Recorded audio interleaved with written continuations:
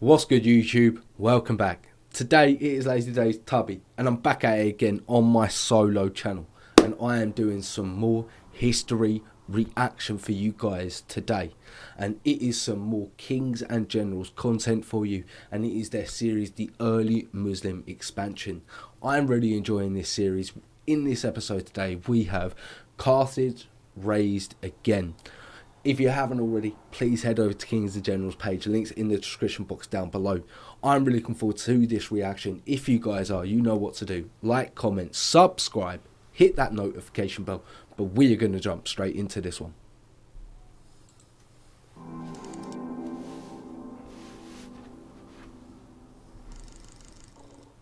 In our previous video, the second Fitna saw the Umayyad Caliphate struggle through years of bloody civil war, emerging shaken but intact.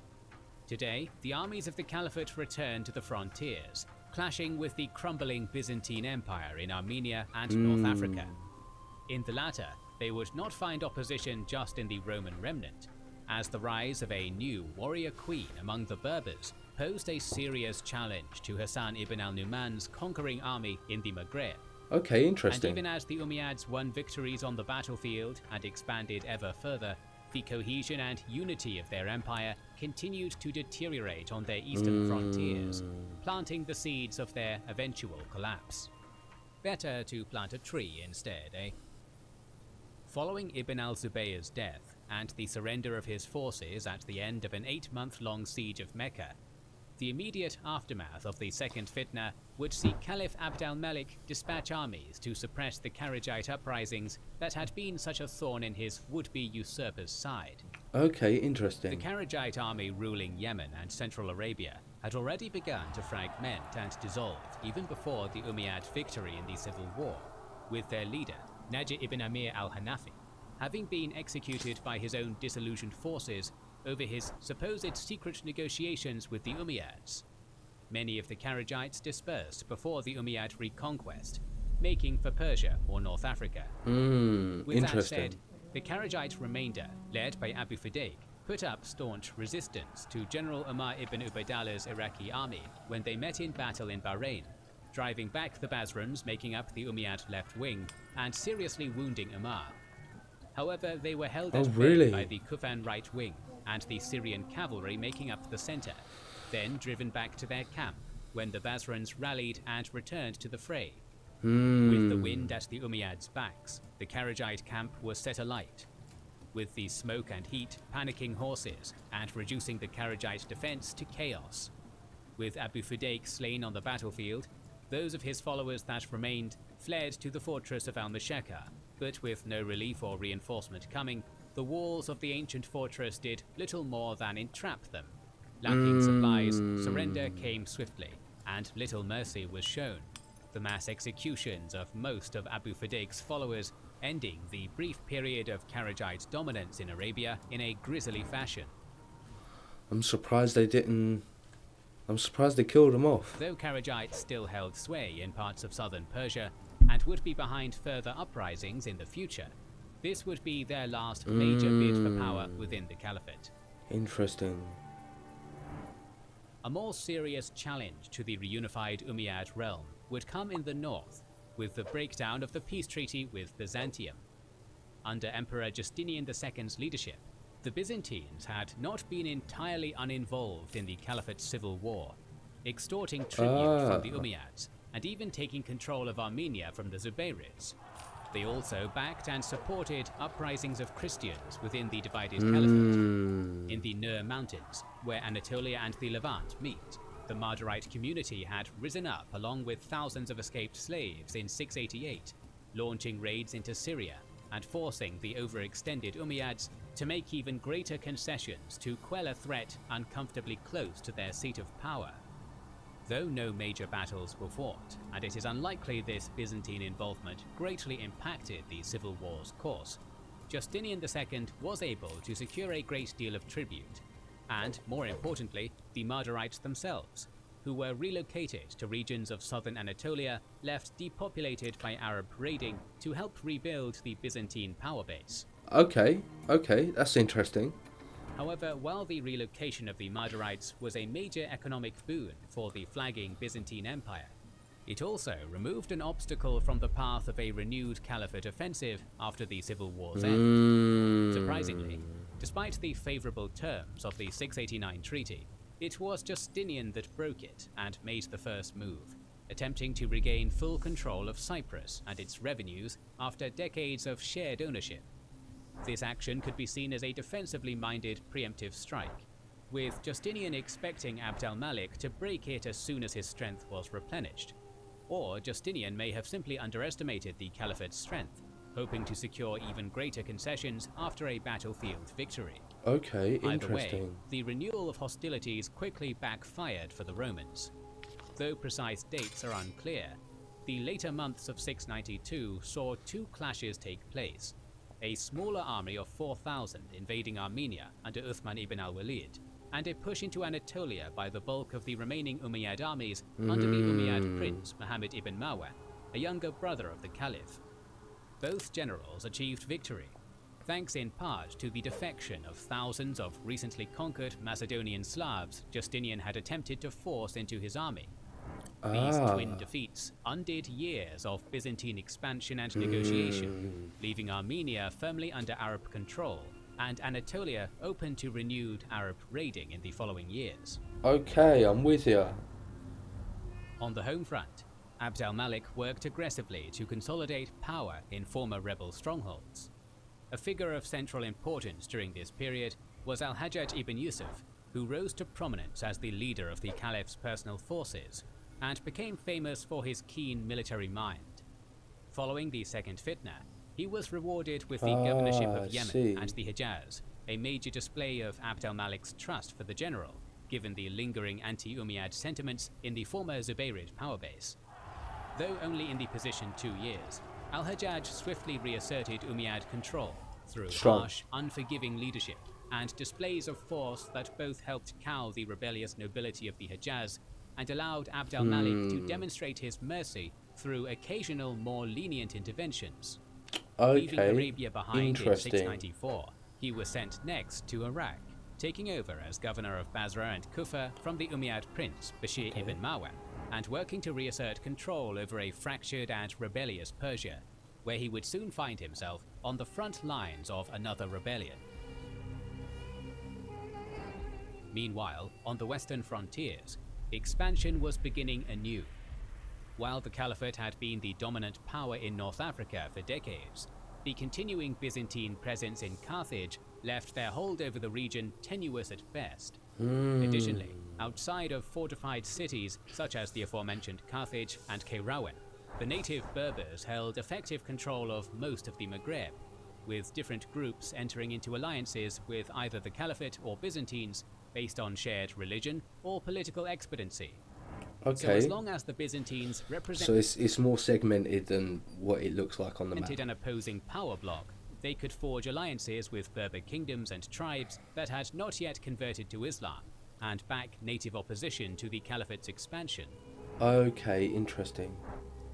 To finally stamp out this threat, Abd al-Malik dispatched Hassan ibn al-Numan with 40,000 Syrian, Egyptian and converted Berber soldiers in 694 to capture Carthage. Initially, the invasion met only success, with the city's fleet and garrison abandoning Carthage for Sicily before Hassan's arrival in early 695, and allowing the city to fall without resistance. Hassan had more enemies in North Africa than he knew, however. Following the death of King Caecilius, or Kusaila, to the armies of Zubair ibn Qais, a new ruler had emerged to reunite the Berber kingdom Zuhaya had shattered. Very interesting. As Queen Dia to the Berbers, she was called Al-Kahina, the Oracle, by the Arabs, with rumors of her future sight a mark of her strategic prowess. As Dia united many Berber groups across religious lines in opposition to Hassan's advance, she entered into an alliance with Constantinople, cemented by her marriage to a Greek husband. Right, I'm with you. Learning of Dia's prestige and determined to suppress Berber resistance, Hassan swiftly departed Carthage to march against her in Algeria, seemingly expecting another easy victory. Instead, when he engaged the large army Dia had raised near Bagaya, he saw the previous year's progress rapidly undone in a shocking military defeat. The precise details of the so-called Battle of Mesquiana, named for the shallow river valley the two armies clashed in, are rather unclear. No way. Though it is known that even among converted Muslim Berbers, a sizable portion favored Dia's cause, chafing at the inferior treatment non-Arab converts within the Caliphate's military received, just as the Persian converts of Iraq had during the Second Fitna. The defection of Berbers in Hassan's army before or during the battle could go some distance towards explaining the defeat of his larger and better armed force. Though whatever the cause of this disaster, the stung Hassan would abandon the campaign to await reinforcements in Tripolitania, not to challenge Dia for another 5 years. He did, however, clash once more with the Byzantines during his retreat, who, under General Absimar, had recaptured Carthage by sea in a surprise attack while Hassan had been marching against Dia. No way. I'd like to know how they pulled that off. Hassan took no chances. After years of Byzantine resistance and fleet activity out of the city, he chose to raze Carthage to the ground, as Scipio Africanus the Younger had centuries prior, conclusively ending the Byzantine foothold in the Maghreb and stripping Dia of a crucial ally. For his part, rather than continue the resistance in North Africa, Absimar commandeered the Carthage fleet for a voyage to Constantinople, where he overthrew Emperor Leontios and seized the throne as the new Emperor Tiberius III. How? I want to know more about that. Let me know in the comments box down below what video that's going to be in. Wow. Compounding the internal strife and instability that had already weakened the Byzantine resistance over the past years. Accompanying these temporary setbacks in the west was a new breakout of rebellion in the east. The Hephthalite-descended Zunbil kingdom of Afghanistan was proving a formidable roadblock to Governor al-Hajjaj's expansion attempts, and the first campaign against them in 698 ended in utter failure when Ubaydallah ibn Abi Bakr's army was lured into the heart of the mountainous kingdom, cut off from retreat, and destroyed. The greatest threat to al-Hajjaj and the Umayyads would not come from the Zunbils, though, but from the general sent to lead the second invasion, Abd al-Rahman ibn Muhammad ibn al-Ash'ath. When he attacked the Zunbils in early 700, they fell back without battle, abandoning large swaths of their territory to the invaders. Fearing the same trap that had doomed Ubaydallah's army, al-Ash'ath opted not to push on into their mountainous heartland, planning to consolidate his conquests and continue cautiously expanding over the years to follow. But when al-Hajjaj learned of this, he accused Abd al-Rahman of cowardice, demanding he complete the conquest of the Zunbils before he or any of his men would be allowed home to Iraq.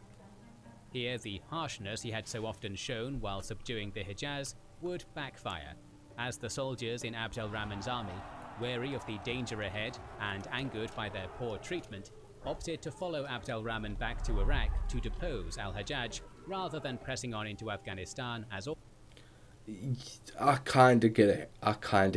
ordered. Reaching an accord with the Zunbils, promising them tribute exemption should he be victorious, in exchange for safe haven should he be defeated, he began his march west through Persia, defeating al-Hajjaj's loyal commander, Atiyah ibn Amr al-Anbari, in a series of cavalry engagements along the way. At this point, Abd al-Rahman's rebellion was strictly targeting al-Hajjaj, and no threats towards Abd al-Malik or claims for the title of Caliph had been made. But after receiving word of the mutiny, Abd al-Malik opted to back his unpopular governor, sending several thousand experienced Syrian cavalry with all haste to Basra to reinforce him. In a last-ditch effort to turn back the rebels, al-Hajjaj sent 2,000 of these new arrivals to block the mutineers from crossing the Dujail River in the lowlands of Khuzestan.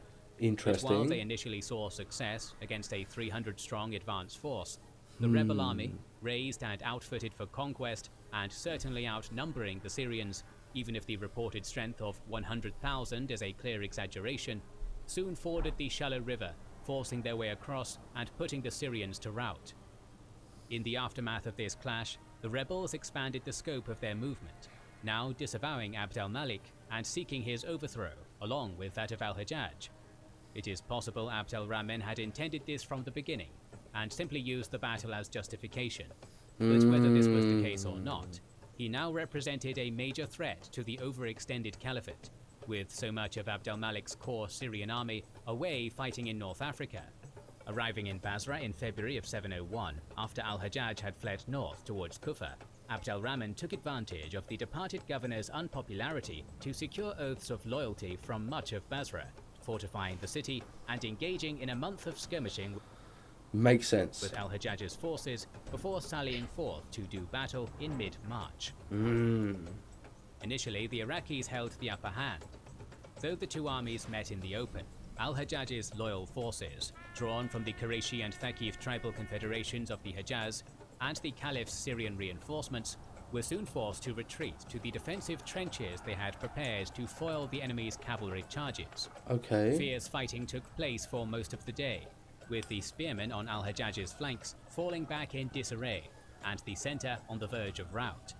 But on the very brink of defeat, an unexpected charge by Sufyan ibn al-Abrad al-Kalbi, leading the forces of Syria's powerful Kalb tribe, one of the few to remain loyal to the Umayyads at the start of the Second Fitna, impacted the Iraqis' right wing, the trench fighting breaking up formations and confusing their defense. With the pressure lessened, the Syrian and Hijazi forces rallied, splitting the Iraqi army in two and setting them to flight. Abd al-Rahman immediately retreating north with the Kufan soldiers and most of his cavalry, while one of his lesser commanders, Ibn Abd al-Muttalib, led the Basran forces in a 3-day fighting retreat before finally escaping al-Hajjaj's pursuit and taking off after his departed general. Doing a nice delaying tactic for his general But there. despite this defeat and al-Hajjaj's subsequent recapture of Basra, Abd al-Rahman's mutiny was still a major concern for Caliph Abd al-Malik, especially once the people of Kufa rose up to depose al-Hajjaj's loyal overseer, Ibn al-Hadrami, and offer Abd al-Rahman their support upon his arrival. A year later, when al-Hajjaj marched north again after pacifying Basra and receiving further Syrian reinforcements, he found a greatly bolstered rebel army awaiting him outside Kufa. With both forces now wary of a decisive engagement, they each entrenched themselves on April 4th, 702, with weeks of low-intensity raiding and probing attacks following. This drawn-out exchange favored the Iraqis, who could easily resupply from Kufa, while al-Hajjaj's army struggled to feed itself in the unfriendly territory. And when word of the ongoing stalemate reached Abd al-Malik, he went as far as offering to remove al-Hajjaj in exchange for peace. Yet, surprisingly, Abd al-Rahman and his companions chose to refuse this offer, his army redoubling the I'm interested why he refused the offer. pressure on al-Hajjaj's trenches with daily attacks. This back-and-forth skirmishing between the trenches continued until mid-July, though the morale of the rebels began to flag after the death of their cavalry commander, Jabal ibn Zayd. With no quick victory in sight, some of Abd al-Rahman's commanders began to question the wisdom of refusing the Caliph's peace offering, with some possibly reaching out in secret to the Umayyads in hopes of receiving pardons for their defection. Understandable.